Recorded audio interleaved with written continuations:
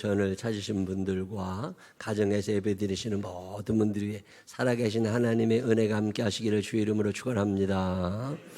지난주에도 어떤 분은 카톡으로 또 어떤 분은 전화로 목사님 이런 일이 있는데 기도해 주세요. 그런 분들이 계셔서 얼마나 좋은지 모릅니다. 목사가 있는 이유 중에 하나가 기도하라고 있는 거거든요. 여러분들 가정에 또는 직장에 또는 어떤 공동체 속에 꼭 기도가 필요한 일들이 있을 때마다 망설이지 마시고 새벽에도 괜찮으니까 밤에도 괜찮으니까 카톡을 보내시든지 전화를 하시든지 목사님 이런 일이 있습니다. 기도해 주세요. 기도의 힘을 믿는다는 뜻이고 또 목사가 그거 하라고 하나님께서 세운 사람들이니까 망설이지 말고 늘 기도 부탁하셔서 제가 그게 재밌습니다. 교인들을 위해서 기도하다 보면 지난주에도 어떤 직장 다니시는 분이 우리 직장에 이런 일이 있어서 목사님 기도해 주세요. 근데 그분을 위해서 기도하다 보면 다른 직장 다니는 분들이 또 다 생각이 나서 기도가 더 길어지게 됩니다. 올해 진급해야 되시는 분도 있을 거고 그러니까 기도 제목 하나가 다른 기도 제목을 또 만들어내고 우리 집에 누가 아픈데 목사님 기도해 주세요 하고 그 기도를 하다 보면 또 아픈 사람들이 또 생각이 나.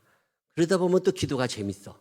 기억하시고 망설이지 말고 하나님께서 들어주실 거라는 믿음을 가지고 기도 부탁 서로 잘 하시고 또 목사님들에게도 기도 부탁하셔서 그러라고 우리가 같이 묶여 있는 거예요.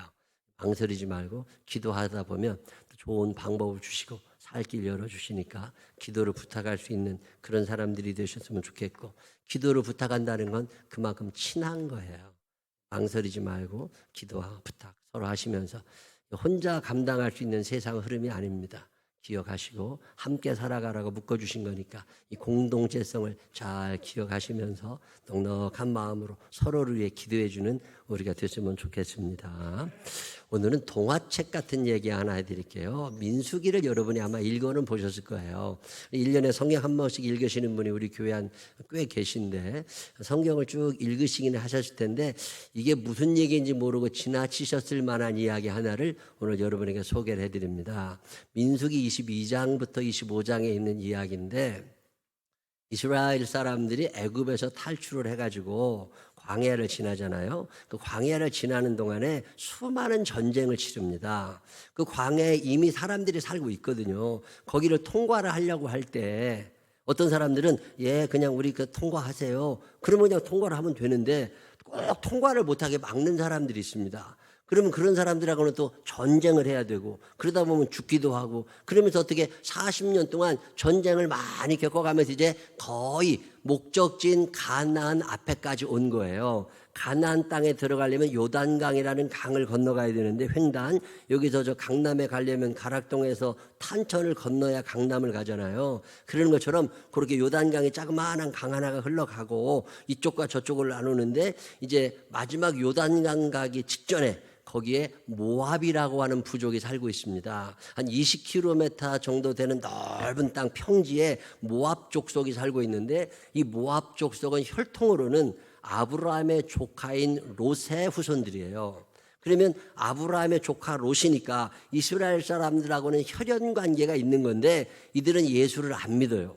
이 사람들은 하나님을 안 믿는 사람들이다 보니까 갈등이 생겨나기 시작하잖아요. 우리도 식구들 가운데 형은 교회를 잘 다니는데 동생이 또 안 다니고 부모님이 안 다니시고 그러다 보면 갈등이 생기는 것처럼 이 모압 족속하고 이스라엘 족속은 혈통은 같은데 이 믿음이 달라가지고 모압 사람들은 하나님을 섬기질 않았어요. 갈등이 많이 일어나던 사람들인데 자 민수기 22장 1절 이스라엘 자손이 또 길을 떠나 이제 또 움직이기 시작했다는 거죠. 모압 평지에 진을 쳤으니 모압 사람들이 살던 때는 산지가 아니고 평범한 평지였다는 거거든요.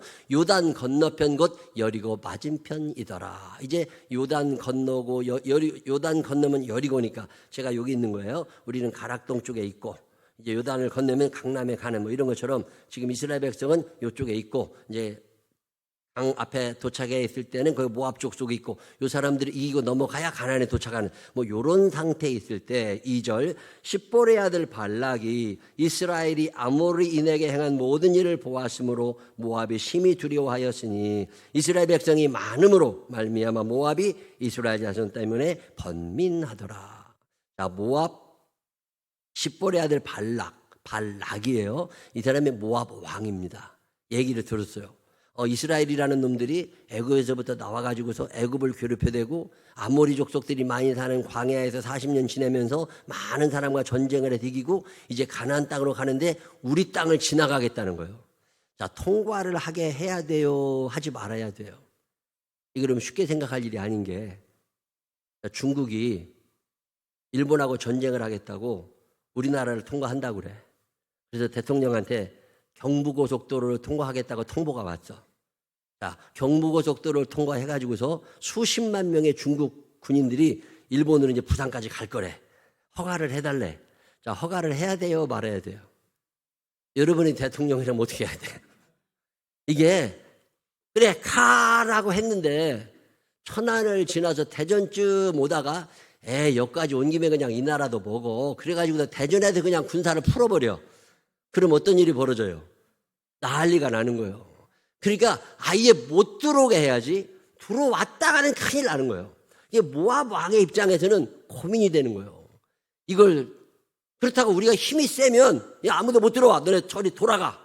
이렇게 할 수 있는데 힘이 약하단 말이에요. 모압은 약하고 이스라엘은 강할 때입니다. 그래서 참모들을 모아가지고 회의를 해요. 야, 어떻게 하면 좋겠냐. 그때 나온 묘안이 뭐냐면 블랙 매직이라고 아세요? 우리나라 옛날에 그 사극 같은 데 보면 왕비가 아기를 못 낳아서 첩이 와서 아기를 낳으면 그 아기가 태어나지 못하도록 또는 아기가 태어나자마자 죽으라고 요만한 집 같은 걸로 인형 하나 만들어가지고 바늘로 막 찍고 그러잖아요. 이게 저주를 퍼붓는 것, 이걸 블랙 매직이라고 그래요. 저주를 퍼붓는 주술. 이게 블랙 매직이 아무것도 아닌 것 같지만 영의 세계를 신봉하는 사람들 입장에서는 굉장히 중요한 의식이거든요. 반대로 화이트 매직은 뭐냐면 축복하는 주술을 얘기해요. 발락이라고 하는 왕이 블랙 매직. 우리는 우리의 힘으로 이스라엘을 못 이기게 생겼으니까 저주를 퍼붓는 어떤 주술을 한번 행하자.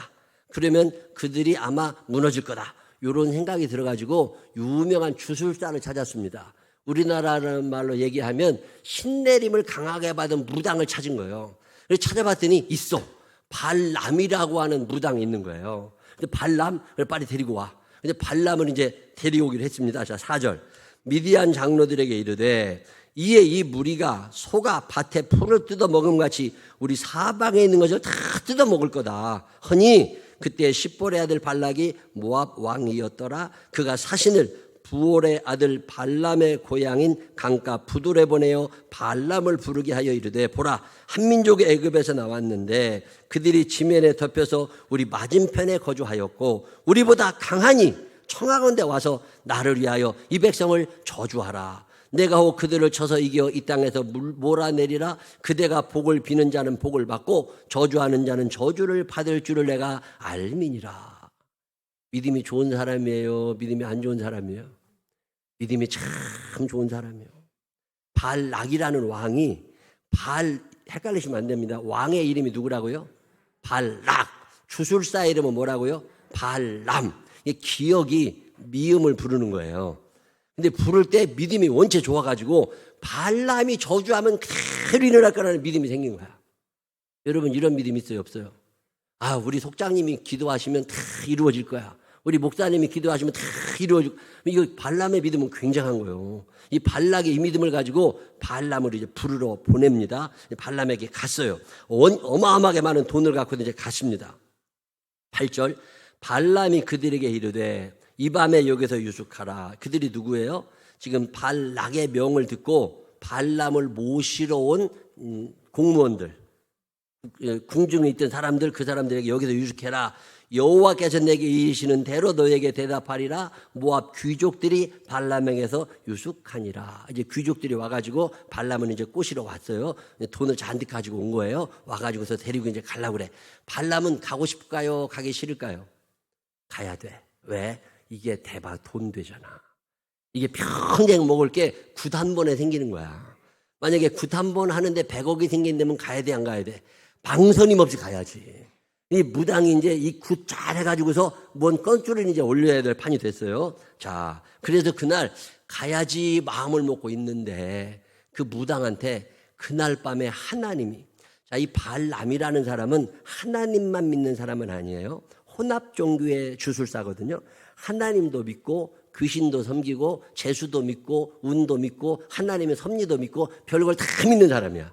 근데 이 사람이 그날 밤에 하나님의 음성을 듣습니다. 12절. 자, 하나님이 발람에게 이르시되 너는 그들과 함께 가지도 말고 그 백성을 저주하지도 말라. 그들은 복을 받은 자들이니라. 자, 그러면 상황 끝. 안 가면 돼. 그래서 무당이 참 묘한 경험합니다. 우리나라 말로 표현하면 무당이 굿하다가 하나님을 만난 거예요. 그래가지고 헷갈리는 거야. 이상하다. 근데 그분이 얘기를 하니까 안 들을 수가 없어가지고 결심을 합니다. 결정해요. 그리고 13절. 발람이 아침에 일어나서 발락의 귀족들에게 이르되 너희는 너희의 땅으로 돌아가라. 여호와께서 내가 너희와 함께 가기를 허락하지 아니하시느니라. 상황 끝. 이제 돌려보냈어요. 자, 돌려보내고 끝났으면 좋은데 두 사람에게 아쉬움이 남아. 발람에게는 무슨 아쉬움이 남아요? 이게 한몫 크게 볼 수 있었는데 이런 아쉬움이 남아. 또 발락이라는 왕은 또 무슨 아쉬움이 있어요? 꼭 와서 저주를 해줘야 되는데 블랙매직이 통할 것 같은데 안 오니까. 그래도 발락이 포기하느냐? 그렇지 않습니다. 발락이, 자, 22장 15절. 발락이 다시 돌아온 사람 말고 다시 그들보다 더 높은 고관들을 더 많이 보내매. 그들이 발람에게로 나가서 그에게 이르되 십보의 아들 발락의 말씀에 청하건대 아무 것에도 꺼리끼지 말고 내게로 오라. 내가 그대를 높여 크게 존귀하게 하고 그대가 내게 말하는 것은 무엇이든지 시행하리니 청하건대 와서 나를 위하여 이 백성을 저주하라 하시더이다. 더 높은 사람들을 보내고 더 많은 돈을 보내고 더 높은 지위를 확보해 줄 테니까 와서 꼭 해주시오. 요즘으로 말하면 왕이 사람들, 굉장한 사람들을 보내가지고 아파트를 준다, 차를 바꿔준다, 옷을 준다, 평생 먹을 거 다 해줄 테니까 너 와서 꼭 저주를 퍼부어 달라고. 고민이 될까요? 안 될까요? 여러분 같으면 고민해요? 안 돼요? 자, 13절, 18절. 그래서 발람이 발락의 신하들에게 대답하여 이르되 발락이 그 집에 가득한 은금을 내게 줄지라도 내가 능히 여호와 내 하나님의 말씀을 어겨 덜하거나 더하지 못하겠노라. 아멘이지. 이렇게 하면 끝나. 근데 성경이 여기서 끝나질 않아. 참 묘한 일은요, 19절이 나옵니다. 자, 그런즉, 누가 하는 말이에요? 발람이. 그런즉 이제 너희도 이 밤에 여기서 유숙하라. 여호와께서 내게 무슨 말씀을 더 하실는지 알아보리라. 요 말씀의 의미를 여러분이 아실지 모르겠어요. 지금 하나님의 뜻은 뭐예요? 가라, 가지 말아라. 가지 말아라. 안 가려고 했는데 자꾸 그 돈이 눈에 보여. 안 가려고 했는데 그게 참 이게 가졌으면 좋겠어. 그래서 하나님께 한 번 더 내가 기도해볼게. 이런 뜻이에요. 하나님이 그걸 아실까요? 모르실까요? 지금 발람이 흔들리고 있다는 걸 느끼시겠어요? 성경을 읽으실 때 이게 눈으로 보여야 성경이 읽혀져요. 이게 지금 발람이 흔들리고 있어. 이 흔들리는 틈에 마귀가 쏙 들어가는 거거든요. 그래서 발람의 마음을 흔들어 놓습니다. 자, 그걸 아시는 하나님께서 발람에게 또 나타나십니다. 또 나타나셔가지고서 20절. 밤에 하나님이 발람에게 임하여 이르시되 그 사람들이 너를 부르러 왔거든 일어나 함께 가라. 그러나 내가 내게 이르는 말만 준행할지니라. 자, 하나님이 가라고 하세요? 가지 말라고 하세요? 아까는 어떻게 하셨어요? 가지 말라고 그랬는데 이제는 가기는 가. 근데 그러나 아무 얘기하지 말고 내가 하라는 얘기만 해. 그리고 입단속을 시키십니다. 자, 그러면 발람은 이제는 괜찮아. 갈 수 있으니까 이제 출발을 합니다. 기분이 좋아요. 하나님께서 우리들을 사랑하시기 때문에 우리들에게 성경에 약속해 놓으신 많은 은혜들을 주실까요? 안 주실까요? 주실 줄로 믿으시기를 바랍니다. 하나님이 여러분들을 강하게도 하시고 건강하게도 하시고 부유하게도 하시고 행복하게도 하실 것을 믿으시기를 바랍니다. 근데 하나님의 방법이 있어요. 하나님은 편법, 불법, 유혹에 넘어가는 거, 불성실한 거 이런 방법을 쓰지 않으십니다. 하나님은 정도를 가라고 하시는 거거든요. 근데 지금 이 발람이 흔들리기를 시작하는 거예요. 저거 돈을 놓칠 수는 없는데 이건 아닌 것 같지만 내가 그래도, 여러분 살다 보면 이럴 때가 있어요, 없어요? 이건 아닌 것 같지만 잘라내기는 조금 그래. 미련이 남아. 그래서 발람이 갑니다. 발람이 가는데 하나님의 입장에서는 경고를 또 한 번 해주고 싶으셨어요. 그래서 발람이 타고 가는 나귀 앞에 천사, 하나님의 사자를 나타나게 하십니다. 천사가 딱 나타나는데 여러분 천사가 보여요, 안 보여요? 천사는 안 보였는데 나귀는 천사를 본 거예요. 칼을 빼들고 서 있는 천사를 본 다음에 나귀가 놀래서 도망을 칩니다. 나귀가 도망을 치니까 발람이 그냥 나귀 타고 도망을, 그러다 마을로 들어가 가지고 마을 흙과 흙벽 사이에 발람의 나귀가 들어가서 발람의 발을 흙벽에다가 비벼버린 거예요. 얼마나 아파. 그리고 화가 나가지고 채찍으로 나귀를 때리고 안 되니까 지팡이로 나귀를 막 때립니다. 그러니까 나귀가 갑자기 말을 시작해. 자, 22장 28절.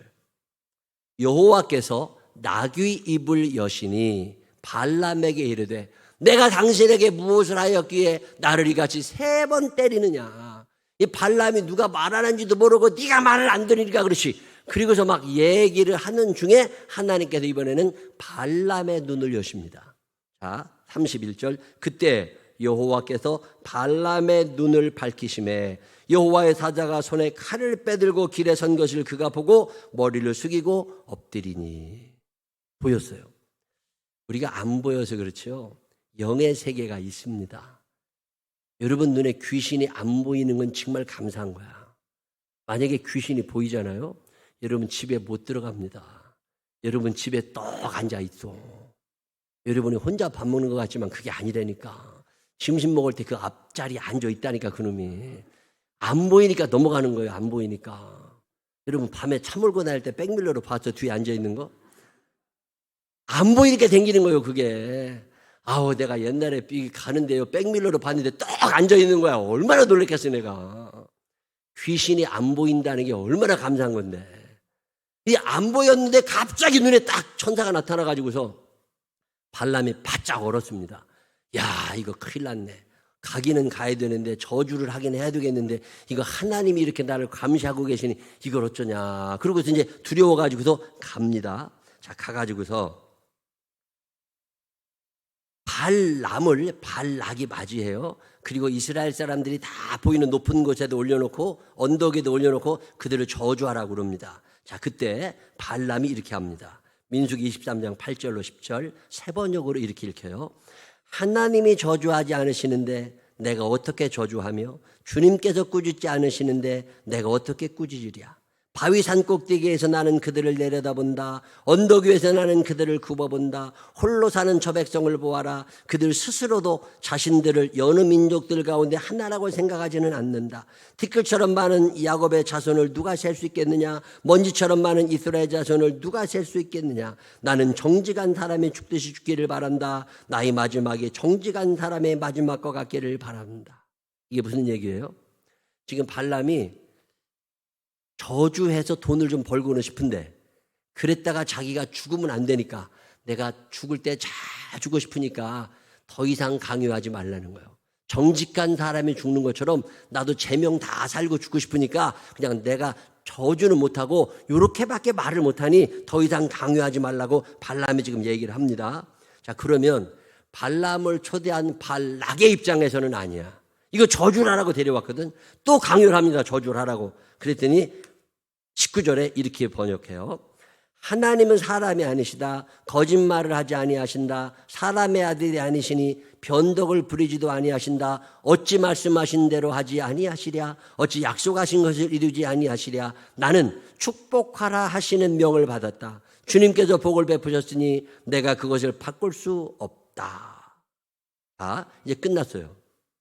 그리고 또 이야기합니다. 21절.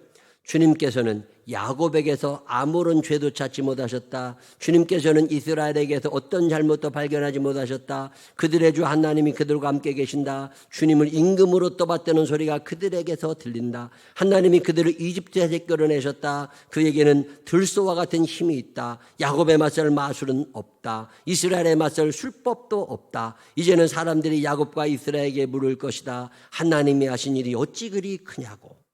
자, 결국 모압 왕 발락은 포기하죠. 그리고 발람에게 이렇게 얘기합니다. 25절, 발락이 발람에게 말하였다. 그들에게 저주도 빌지 말고 그들에게 복도 빌지 마시오. 자, 끝. 그럼 이러면 되면 되잖아요. 하루가 지났어요. 발락 입장에서는 간이 타. 이거 어떻게든지 저주를 해가지고 이겨야 되는데 저주를 안 하니까 다시 한번 또 부탁합니다. 그때 발람이 이렇게 말합니다. 24장 13절, 발락 임금님께서 비록 그의 궁궐에 가득한 금과 은을 나에게 준다 해도 좋은 일이든 나쁜 일이든 간에 주님의 명을 어기고 나의 마음대로 할 수 있는 일은 아무것도 없습니다. 나는 다만 주님께서 말씀하신 것만 말해야 합니다. 자, 여기서 끝났으면 발람은 닮고 싶은 사람이에요? 닮기 싫은 사람이에요? 닮고 싶은 사람이지. 100대 빵으로 닮고 싶은 사람입니다. 근데 제가 오늘 발람을 닮기 싫은 사람에 넣어놨어요. 왜 그랬을까요? 두 가지 이유가 있어요. 첫 번째 이유는 하나님한테 맞을까봐, 하나님 앞에 혼날까봐, 우리나라 말로 급살 맞아 죽을까봐 축복은 한 거예요. 근데 그게 진심이 아니고 지금 딴 생각을 하고 있습니다. 양다리 걸친다고 그러죠. 하나님의 뜻에 순종해야 되는 건 알아. 근데 결정이 안 돼. 또 다른 방법이 있을 것 같아. 가서는 안 된다는 걸 알아. 근데 가고 싶어. 만나서는 안 된다는 걸 알아. 근데 만나고 싶어. 해서는 안 된다는 걸 알아. 근데 하고 싶어. 발람이 모르는 거 아니에요. 하나님의 뜻은 알아요. 근데 여기까지는 괜찮지 않을까? 근데 요 정도까지는 괜찮지 않을까? 이런 타협하고 싶은 마음이 발람에게서 계속 일어나고 있는 거예요. 양다리 걸친다고도 표현할 수 있는데 딱 끊어내야 될 때 끊어내지를 못해. 이거 큰일 납니다. 성경에 나오는 삼손이라는 사람이 왜 인생이 초라해지느냐? 욕심이 잉태한 즉 죄를 낳고 죄가 장성한 즉 사망에 이르잖아요. 삼손이 욕심이 생겼어. 들릴라라는 여자에 대한 욕심이 생기면서 죄를 짓게 됩니다. 죄를 짓고 났더니 결국 두 눈이 뽑히고 비참하게 죽어버렸어요. 솔로몬이라는 사람이 욕심이 생긴 거예요. 여자 욕심이 생기면서 점점 욕심을 부리다가 나중에 나라가 둘로 갈라지게 되잖아요. 하와라는 여자가 욕심이 자꾸 생겨. 하나님께서 선악과는 먹으면 안 돼. 그럼 안 가면 되잖아. 근데 왜 자꾸 선악과 앞에 가냐고. 여러분 이럴 때가 있어요, 없어요? 이거 하나님의 뜻이 아닌 건 알아. 근데 결정이 안 돼. 어떻게 기도하다 보면 되지 않을까? 어떻게 내가 금식하고 뭐 하다 보면 되지 않을까? 자기도 알아, 하나님의 뜻이 아닌 거. 근데 한번 우겨보고 싶어. 이게 큰 죄를 짓고 있는 거예요. 지금 발람이 이 짓을 하고 있는 거예요. 하나님이 가지 말라 그랬으면 선악과 앞에 안 가야 되잖아. 먹지 말라 그랬으면 유혹이 느껴지는 자리에 안 가야 되잖아. 근데 계속 선악과 주변을 맴돌고 있는 하와. 호암직도 하고 먹음직도 하고 지혜를 얻게 할 만큼 탐스럽기도 하고 이게 문제예요. 아브라함의 위대함이 어디에 있습니까? 하나님께서 이삭을 바치라고 말씀하실 때 2번 생각하지 않아요. 이게 하나님의 뜻이냐? 그러면 그 정과 욕심을 십자가에 못 박고 그날로 데리고 올라갑니다. 그리고 모리아산에서 이삭의 목에 칼을 대요. 바울 목사님의 위대함이 어디 있습니까? 갈라디아 5장 24절. 그리스도 예수의 사람들이 누구냐? 그리스도 예수의 사람들은 머뭇거리고 갈등을 일으키고 헷갈리고 이러는 게 아니라 육체와 함께 그 정과 탐심을 십자가에 못 박았느니라. 영어로 결정한다. 딱 선택한다, 결정한다를 decide라고 그래요. decide라고 하는 말 중에 이 CID, 이 사이드라는 말은 잘라낸다는 뜻이 있어요. 죽인다는 뜻이 있습니다. 살해한다 이런 뜻이 있어요. 이 어미가 그런 뜻이거든요. 자, 그러면 내가 뭘 결정했다는 말은 뭔가 잘라내버리는 거예요. 근데 이게 안 되는 사람이 발람이에요. 예수를 믿으려면 하나님을 선택하면 나의 마음속에 온전히 주님만 모셔놓고 하나님 한 번을 선택했으면 다른 건 잘라내야 돼요. 근데 발람의 문제는 뭐냐면 하나님의 말씀인 줄 알지만 다른 것들을 못 잘라내는 거예요. 다른 것들을 못 잘라내면 거기에 머물게 됩니다. 이 피트 데이비스라고 하는 사람이 최근에 쓴 책에 보니까 무슨 얘기가 있느냐면 오늘의 시대를 검색의 시대라고 정의했더라고요. 전념하지 못하고 검색하는 시대. 계속 여기 갔다가 여기 갔다가 여기 갔다가 마트에 가잖아요. 뭘 사러 갔어. 그러면 사갖고 오면 되는데 그거를 살라고 했는데 보니까 또 좋은 게 또 있어. 그거를 살라고 봤는데 옆에 또 있어. 그래서 그것저것 장바구니에 담아가지고 나오다 보니까 세일하는 게 또 있어. 다시 다 갖다가 놓고 그걸 또 주워오려고 보니까 결국 떠리만 사갖고 왔어. 이게 얼마나 심각한 문제. 검색의 시대는 다양한 정보를 가질 수는 있지만 결국 해피해지지는 않는다는 거예요. 이 남자가 좋아서 이 남자랑 살려고 마음을 먹었는데 또 딴 남자가 눈에 또 들어오네. 그래서 그 남자라고 어떻게 좀 해보려고 그랬는데 또 남자가 또 들어오네. 그러다 보니까 혼기를 놓쳐버려서 노처녀가 돼버렸어. 그러고 났는데 눈만 높아져가지고서 남자들이 이제 눈에 차지를 않네. 그래서 옛말에요. 그놈이다는 말이 정말 좋은 말이요. 다 그놈이요. 근데 더 좋은 놈이 있을 것 같거든. 이 검색만 하다가 끝나는 게 인생인 거예요. 이 사이드 결정을 못해. 딱 잘라내야 되는데. 직장도요. 한 직장에 가서 죽으라고 직장생활 하면 되는데 이 직장에 다니다가 친구 만나면 그 직장이 더 좋은 것 같아. 어떤 통계를 봤더니요. 86년에서 90년 사이에 대학을 졸업한 사람들이 평균 이직한 횟수가 1.5회. 직장 다니는 게 1.6회. 이게 한 직장에 다닌 사람도 있지만 그중에 몇 명은 옮겼다는 정도 되는 거예요. 근데 20년 지나서 2006년에서부터 2010년 사이에 대학교 졸업생들의 직장 한 5년간 다닌 직장의 수가 2.85개랍니다. 굉장히 많이 옮기고 있다는 거예요. 한 직장에서 뿌리를 못 내. 왜냐하면 탐색의 시대거든. 요게 더 좋아 보이고 요게 더 좋아 보이고 그러다 보니까 안정이 안 돼. 전념이 안 되니까 늘 공허해요. 더 좋은 게 있을 것 같아. 행복할까요? 기쁨이 있을까요? 제가 참 좋아하는 말 중에 하나가 한 우물만 오래 팠더니 물이 나오더라. 그런 말이 있어요. 제가 아주 30대 초반인가 어디 가서 은혜 받을 때 그 목사님이 그런 얘기 하시더라고요. 자기네 교회에 우물을 물을 공사장이나 무슨 큰 단위가 된 물을 파가지고서 물을 뽑아 올려야 되는데 그 물을 사람들이 못 찾는데요. 근데 그 교회 집사님은 물을 한 번도 실패한 적이 없대요. 그렇게 잘 판대. 그래서 물어봤대요. 나중에 어떻게 그렇게 물을 잘 파냐고 그랬더니 나올 때까지 파면 된다고 그러더래요. 특별한 재주가 있는 게 아니래요. 우리나라는 어디나 빨대 꼽으면 나오게 돼 있대요. 근데 3m 가다 그만두고 2m 가다 그만둔대. 자기는 손해가 나도 나올 때까지 판대. 하늘만 오래 파면 물이 나오는 거거든요. 근데 검색의 시대야. 이 직장 갔다가 그만두고 요 직장 갔다가 그만두고 행복할까? 절대 아니라는 거죠. 지금 발람이 이 짓 하고 있는 거예요. 하나님을 선택했으면 하나님의 말씀을 들었으면 그분에게 올인해야 되는데 여기도 조금 저기도 조금 마음이 늘 흔들리고 있어요. 이런 것들 절대 닮으면 안 됩니다. 여러분 사는 날 동안 탐색, 검색보다는 전념할 줄 아는 사람들이 되시기를 주의 이름으로 축원합니다. 그래서 하나님께서 강조하시는 말씀이 너는 나 외에 다른 신을 내게 있게 하지 마라. 썬다싱이라는 사람 아세요? 저는 그 사람의 일대기를 읽을 때마다 참 감동을 받아요. 힌두교 집안의 아들이잖아요. 큰 부잣집 아들입니다. 16살 때 예수를 만납니다. 16살 나이에 기독교 학교로 다니다가 예수를 만납니다. 그리고 그의 삶에 큰 전환을 가져옵니다.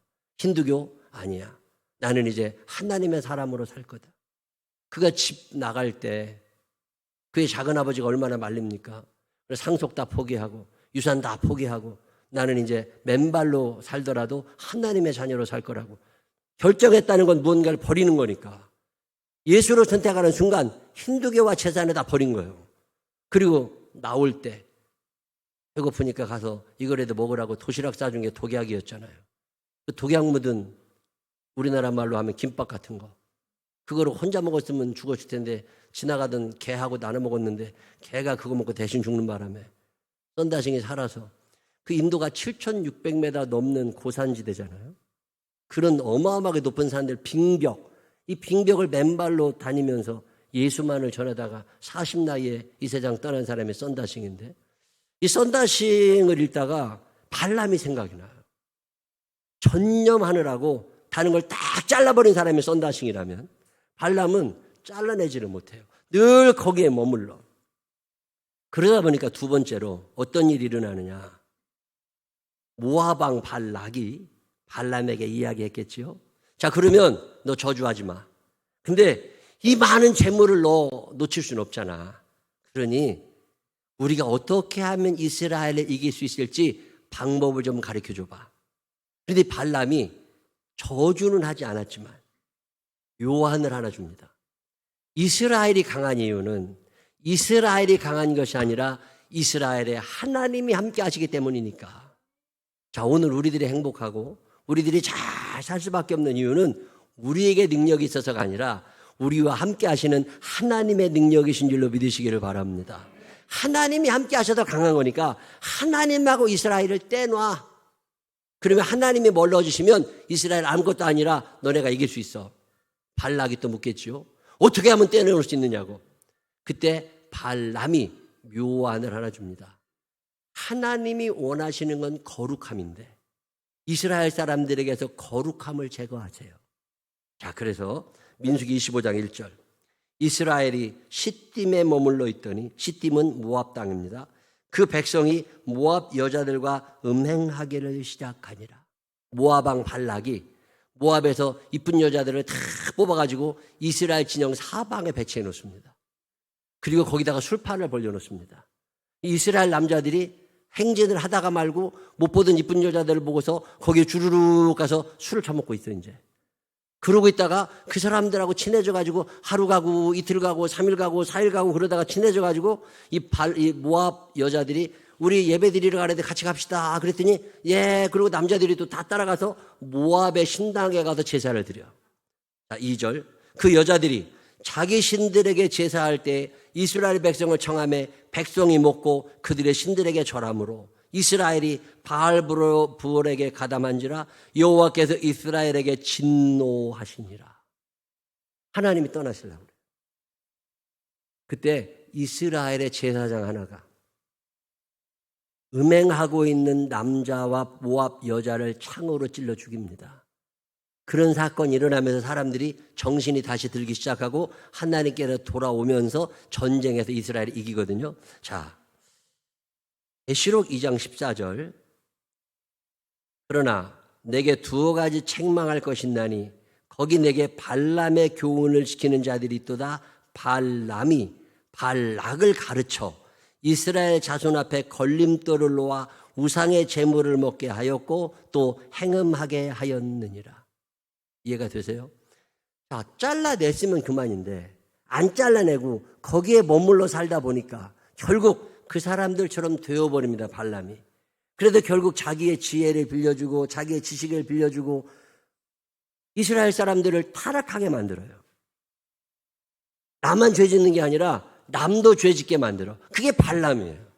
그게 처음에 딱 잘라냈어야 되는데 이걸 못한 거예요. 결국 어떻게 됩니까? 하나님의 능력이 다시 이스라엘에게 들어가고 이스라엘 사람들이 모압 사람들과 전쟁을 해서 이깁니다. 그때 여호수아 13장 22절 이스라엘 자손이 그들을 사륙하는 중에 모압 사람들을 죽이는 중에 부올의 아들 점술과 발람도 칼날로 죽였더라. 아니 그냥 딱 잘라내고 고향에서 살았으면 장수했을 거 아니에요. 근데 괜히 돈 몇 푼 더 벌겠다고 와가지고서 엄한 짓 했다가 칼날에 죽었어요. 신약 성경도 발람을 닮기 싫은 사람의 명단에 놓습니다. 베드로서 2장 15절, 그들이 바른 길을 떠나 미혹되어 부홀해야 될 발람의 길을 따르는도다. 그는 불의의 싹을 사랑하다가, 이해가 되세요? 옳지 않은 돈을 벌려고 하다가 자기의 불법으로 말미암아 책망을 받되 말하지 못하는 나귀가 사람의 소리로 말하여 이 선지자의 미친 행동을 저지하였느니라. 하나님의 말씀에서 떠나니까 미친놈 된 거예요.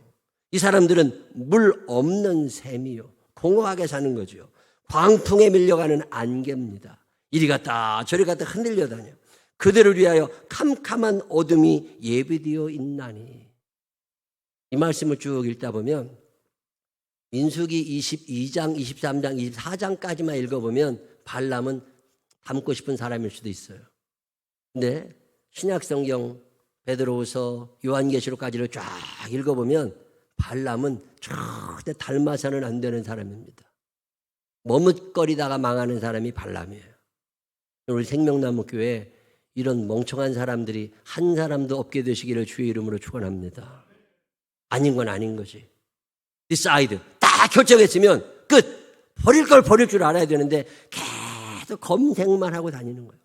이게 나을까 저게 나을까. 그러다가 결국 칼날에 죽은 사람이 발람입니다.